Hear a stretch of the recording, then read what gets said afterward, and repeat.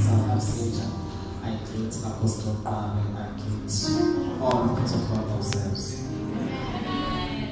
There's something about this place. If you have never been in this atmosphere where I'm standing now, there's something that you don't know, because when you stand here, you begin to hear voices. I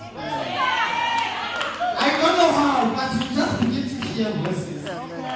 Then it crossed my mind that I'm in the apostolic and the prophetic.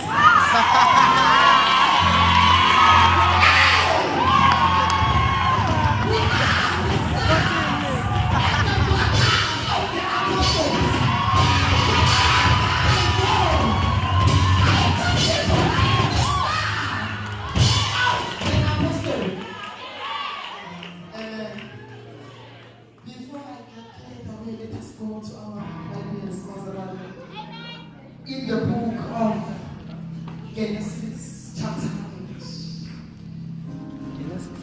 there's something about being a son. Just something. You see, one day,